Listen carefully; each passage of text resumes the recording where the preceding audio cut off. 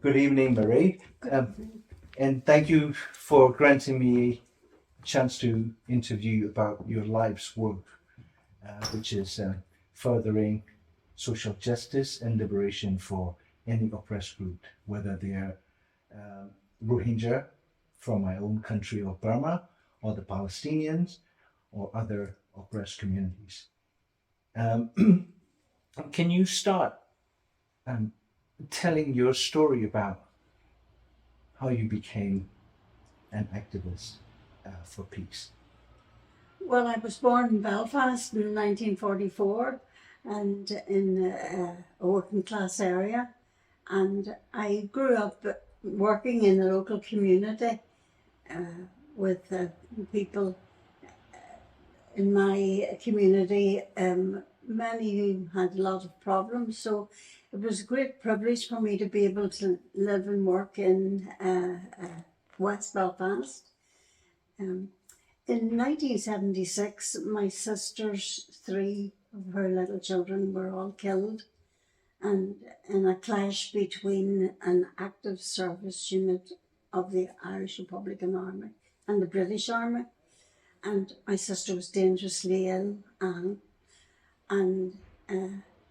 I realised that, violence never solves problems. That was our own experience. The more violence there was, the more pain and division. And somebody had to say, stop, let's try to deal with this in another way. So I came out at the time of the children's death, and I said, this has got to stop. There's got to be a way for us to solve our problems. The people of Northern Ireland, the people of Ireland, people in the world, we've all got problems, but we have to find a more humane way to solve them, because when violence starts, it just escalates and many innocent people die. So I met two other people. I met Kieran McKeown, a young man, and Betty Williams, and we joined together and we said, look, let's organise rallies and non-violent action. And that's what we did. We started the Peace People, and we started mobilising, and thousands of people joined us to say, let's solve our problem non-violently. And that was how I got involved. Right, and your uh, Northern Irish peace movement has been recognised with the highest honour, Nobel Peace Prize, in 1976, and you and Betty Williams share the award. Um, since then, you have used your fame and also recognition worldwide to further the cause or causes of other people's caught in the cycle of violence or simply being subject to violent repression.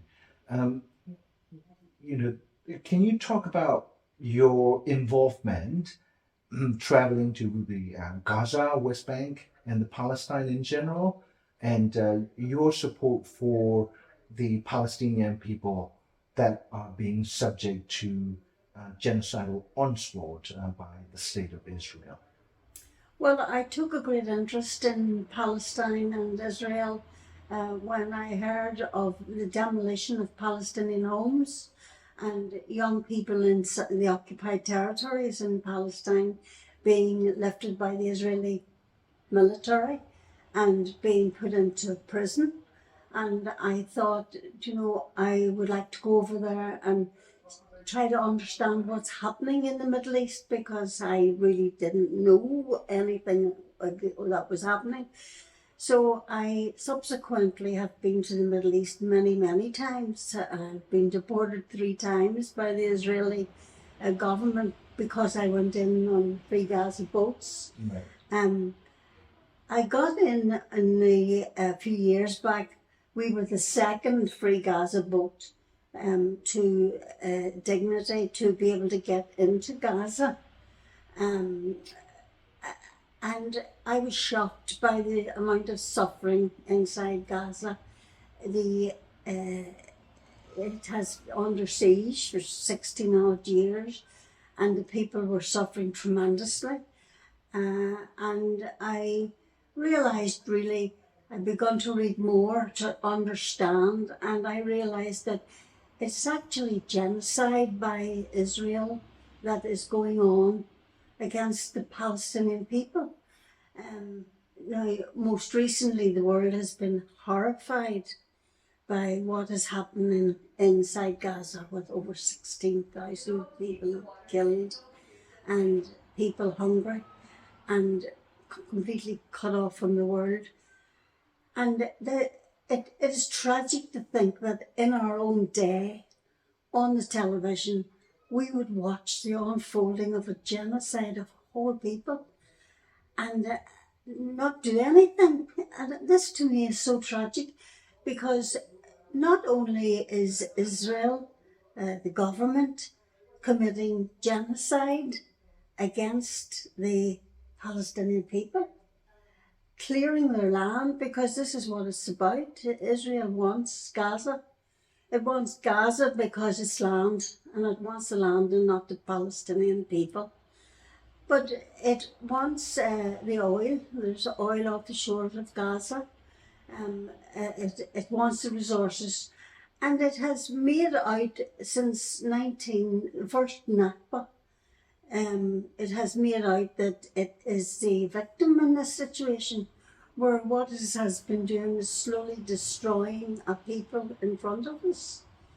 I remember visiting Yasser Arafat, and he gave me this little coat, and this little coat is Palestinian. This one, the one you're wearing? Made by women in Palestine. And this is a gift from the chairman, Yasser Arafat. Yes. And every little square in this represents a Palestinian village that has been destroyed in 1948 in the Palestinian Nakba. So it's no longer there.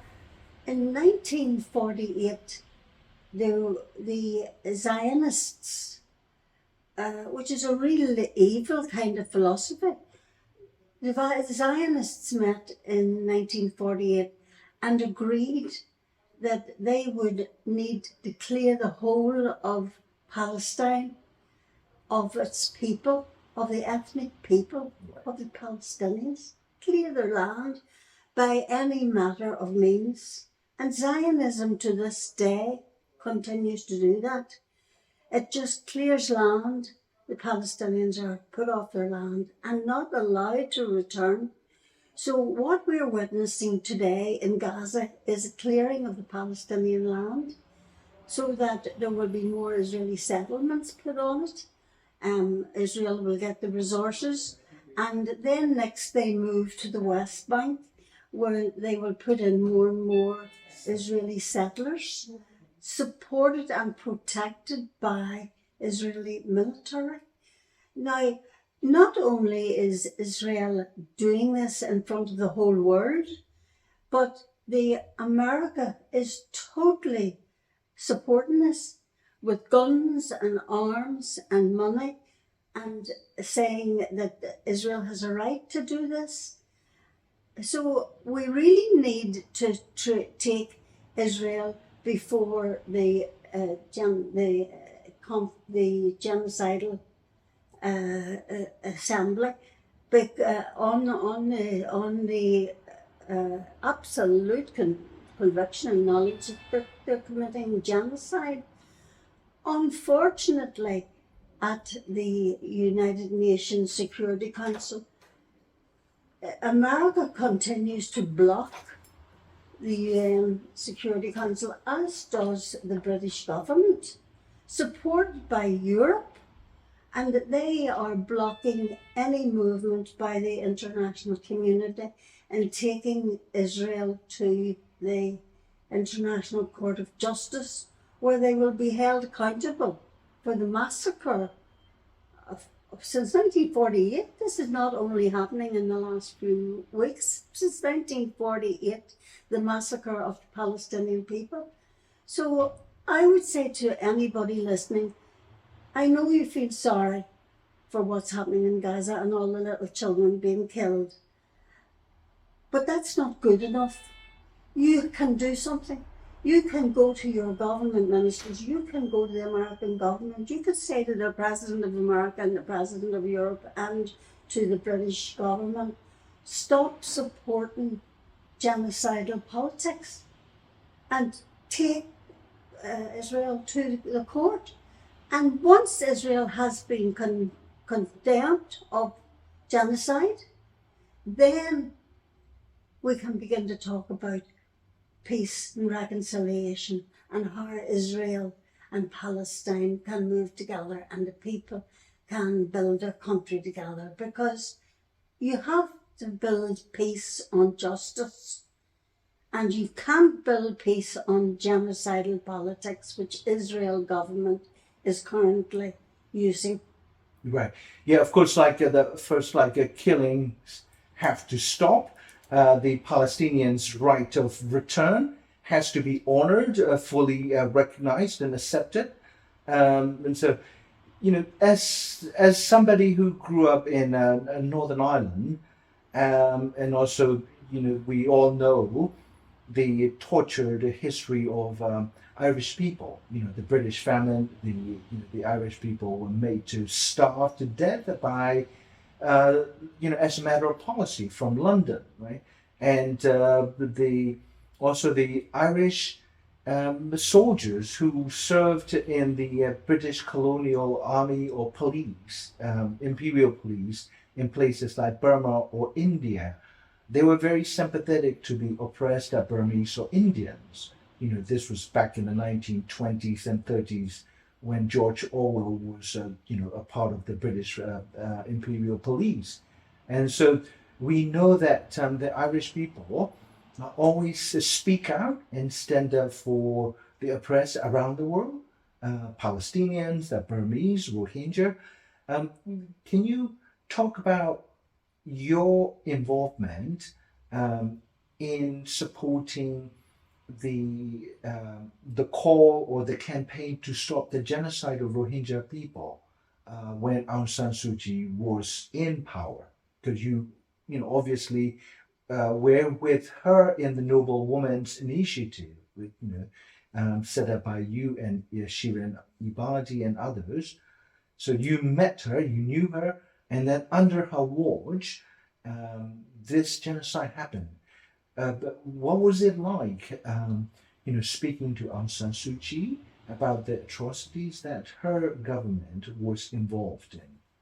Well, I went to Burma many years ago. We tried to get into Burma, but with Bishop Tutu, who was a great friend of the people of Burma and of Myanmar.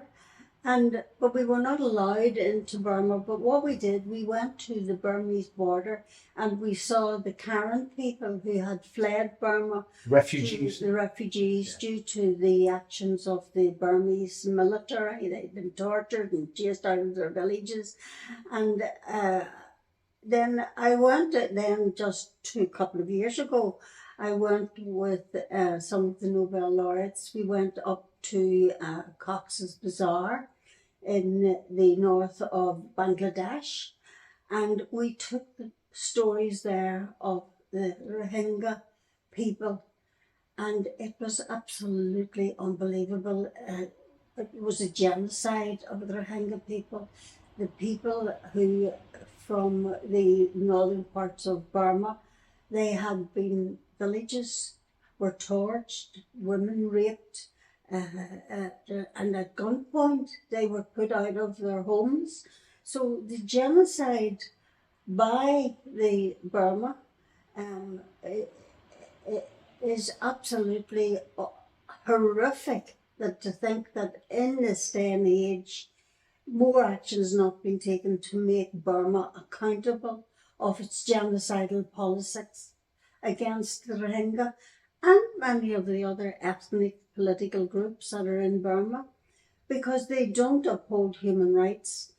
Now, I never had a conversation with Aung San Suu Kyi, unfortunately, because I would have liked that conversation with Aung San Suu because she disappointed us desperately. Whenever Aung San Suu Kyi was under house arrest, I knew her husband very well, Michael Michael Harris. Harris, and I campaigned in many parts of the world with Michael Harris on behalf of his wife for her human rights, for her right to speak the truth, and for democracy for Burma. So when Aung San Suu Kyi and Sister Laureate did not stand for the rights of the Rohingya people and instead came down on the side of the Burmese military, who have carried out such abusive politics against the ethnic groups, not only the Rohingya, but other ethnic groups, and continue to this day to abuse human rights and international laws and to torture people. Burma has one of the worst systems of torture. So if you say anything in Burma that ridicules their government in any way, then you can be lifted and tortured. And I was so sad that a woman who had the world at her feet, campaigning for her right not to be silenced, for her right to have human rights, for justice, for equality, for the poor of Burma, for her right to say to the military, you mustn't steal our best resources and treat our people with such disdain and torture. And yet when she had that world platform to do it, she didn't do it. Do you know, it's very important that no matter what the risk, speak the truth. Tell the truth of what your government is doing in the villages and in the cities, and how it's denying human rights. Because what life have you got if you haven't got the ability to speak the truth and say your truth? And don't try to silence other people because they maybe say things that you don't agree with. Let's get the truth out there. Let's begin to build a world where truth is important. So for me, Aung San Suu Kyi had such an ability because the world loved her. And she lost that ability to speak truth when she denied that the people of the ethnic groups in Burma, and particularly the Rohingya, that they didn't belong to the little villages and the towns and the lands they came out of, and let them be tortured. You know, so I think we have to have more truth telling in the world today and have courage. Yes, people will pay a price. You may well be died and get killed, but some people have to stand up for truth in the world today before it's too late. Yeah, I mean, one of the things that I personally find your example of speaking truth, unadulterated truth to power, no matter the price. You obviously do not go with the established, popular opinion. The opinion of the political elite in the world, and the one specific example that I find very admiring is that you stand up for Julian Assange. We are, I would say, a lot more vigilant world citizenry these days because of what Assange and Wikipedia did, right? Because the Assange exposed, and his team, not just him, there is no I in political organizing or activism. It's always we. And so Assange had teams, but he was the figurehead, and he paid the price that the British have tried to slowly kill him. That's the situation he's in. And, you have taken up his cause. Can you talk about Assange, whom you also nominated for Nobel Peace Prize, knowing that the Western establishment would not honor him, especially when he is a dead man sitting in the cell, as far as the Americans are concerned? I have twice nominated Julian Assange for the Nobel Prize, and I went to visit him several times when he was in the embassy in London. Ecuadorian? Ecuadorian embassy. I deeply, deeply admire Julian Assange for his tremendous courage and his smartness. He's a very wise and a brave man. And when Assange told the world through WikiLeaks what was happening in Iraq and Afghanistan and so many other places, he was telling the truth. But people who don't want the truth to come out into the daylight have done everything to destroy Julian Assange. It would be the greatest shame if humanity allowed Julian Assange to be sent to America, because they'll never let him out. And America paints itself as a great country of freedom and justice. Well, it doesn't have freedom and justice when it's doing what it's doing.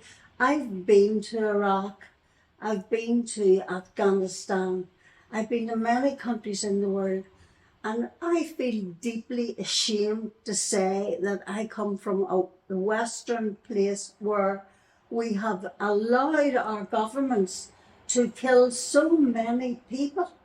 Do you know, in Iraq, I was there whenever the sanctions were applied, and over 500,000 young children under the age of 5 died of starvation and in deep pain. I visited the hospitals and seen the children lying dying, no medicine, not enough food.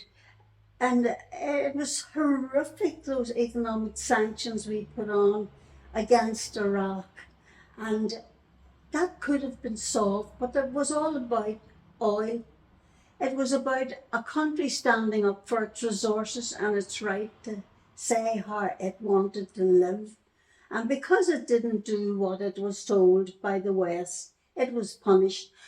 I remember meeting with Tariq Aziz, and Tariq Aziz told us he worked for the Iraqi government, and he told us that Iraq tried very, very hard to make the peace with the West. It didn't want to be bombed. It didn't want its country destroyed.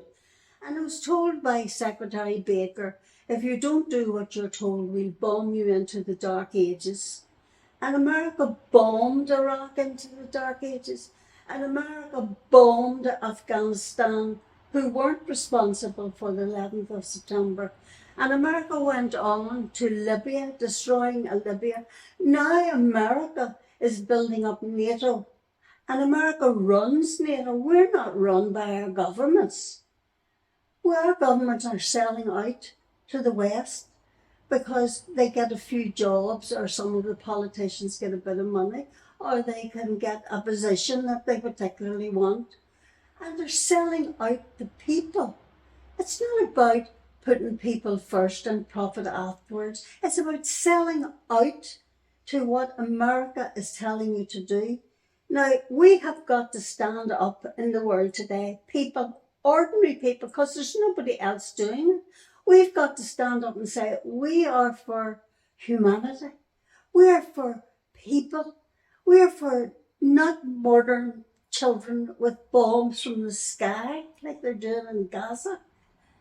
And we are for building a world of peace and justice and equality and rights. Now, if we don't raise our voices and protect our human rights, our international laws, our things that are good, then the world will sail into more war. And who's next in the war? And who pays for the war? I mean, we are paying for the war. Ordinary people pay for the war. Whenever America wants to go to war, it prints more money. And when it prints more money, who pays that? It goes to buy arms, goes into war, and the ordinary man and woman in the street pays for it because they can't afford to buy a house, they can't afford to feed their children, because we're paying our politicians to go to war, and we don't want war. So really, we have got to move fast, because if we keep going like this, the world will be divided. You'll have the West and their NATO and their wars and their weapons and their elite millionaires and billionaires, and you'll have the East, and they're building up their weapons now, and one is trying to beat the other with regard to the best kind of weapons. and how many people they can kill. It's inhuman. They don't say that it's collateral damages now with babies being burnt inside their homes by bombs from the sky. Is that the kind of world we want to live? I have children and grandchildren. I don't want to offer them a world where they drop bombs on their children from the sky. Anybody's child. So really, we need somehow to, we need to, we need to refine our humanity. You know, we need to see each other as special and if you believe in God, as a child of God. Not a group of people that you can drop a nuclear bomb on and then say, well, that's all right. Yeah, you know, the one of the Orwellian double speaks is war is peace. But, you know, from what, you know, we both have observed over decades of activism, um, is war is money, profit. And, you know, as children in Gaza being killed, the numbers almost, 10,000. It will reach 10,000 within the next week or two. That's just the children of different ages, 9,000 in today's count. And, you know, every bullet fire is money. It's money that goes into some corporations' pockets. And we have, as you know, like three very extraordinary individuals who absorbed the money and the economic influence in our public lives. One was the Scottish Adam Smith, who called London's business class masters of the universe, who wrote their own laws. The British parliamentarians were just performers to the tune of the masters of the universe. That's Adam Smith writing in 1750s. And then we have President Dwight Eisenhower, who gave his farewell speech in 1950s, mid-50s, identifying the nature of the United States government, its military-industrial complex. You know, in London, in Derry, you have Raytheon factory and, you know, these arms manufacturers around the world. Then you've got, you know, Martin Luther King Jr., who was assassinated because he was, you know, connecting the dots of, the American invasion of Vietnam and the military-industrial complex and the denial of civil rights to large population of African Americans. So, can you comment on the theme that these three individuals in different historical periods have identified the corporate profit, business interest, and economic influence in our public life, and how that is leading to death and carnage around the world? Yes, unfortunately, our governments are tied into the arms race, and there's a lot of money to be made in wars. Wars make profit for people. Now, you get the like of the American government and many more who have lobbyists, and the lobbyists are in there to sell the arms. And tragically, even our climate change now, we had the COP conference, and there were more lobbyists there in lobbying for the oil than were actually lobbying for real change to save our climate. So we have to realise that when Eisenhower spoke about the military-industrial complex before he left office in America, he warned the government, if you allow the military-industrial complex to take over the legislature in the government, then the politicians become powerless because they're part of the system. So we really have to challenge the arms manufacturers, and wherever we are. Now, you mentioned in your interview there about Raytheon, who's one of the top arms manufacturers. They were in Derry, brought in by a politician because he was given into the idea of it's jobs, which is a fallacy. Manufacturers don't produce jobs. They produce big money for the stockbrokers and the politicians who buy into it. But a small group of people in Derry started a campaign and actually got Raytheon out of Derry. So you see, non-violence and a small group of people can work. That's why it's so important to make the BDS campaign work here with regard to Israel government and for the Palestinians. The BDS is the most important tool to try to stop what is happening in the ethnic cleansing and the genocide of Palestinian people. But the arms manufacturers are very cute because they can take over governments quite easily if people are not educated as to what is happening. And our media is not on the side of the peacemakers. Unfortunately, they are carrying stories, much of it fake news. And so we have to be more organised. In Ireland, we are supposed to be a neutral country. The vast majority of the people in Ireland are for neutrality, always have been, always against wars and occupations. But our government now in the south of Ireland, they are becoming part of the European military-industrial complex and selling out our Irish neutrality for a few jobs from America. In the south of Ireland, you have American companies coming in and creating employment. And our politicians are now talking about giving up on the triple lock, which guarantees that Ireland will remain neutral and that our young people won't go to war.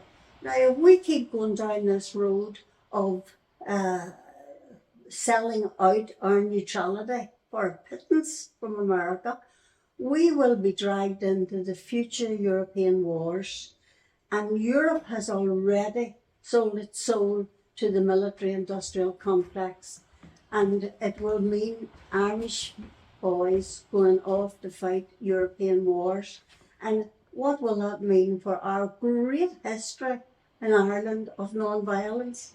Ireland is famous throughout the world for going out to help people, to create jobs and education and healthcare in many, many countries. And unfortunately, our politicians are willing to sell that history to the arms trade. And I think we want to stand very firm and say, no, we are people of non-violence. We have a Christian tradition here. And the Christian tradition says very clearly, in Christ there is no killing. We are not warmongers. We never were. And with the help of God, we never will be. Yeah. On that note, thank you so very much, and I wish you very good health. Thank you very much, and thank you for all you're doing. Thank you. Thank you.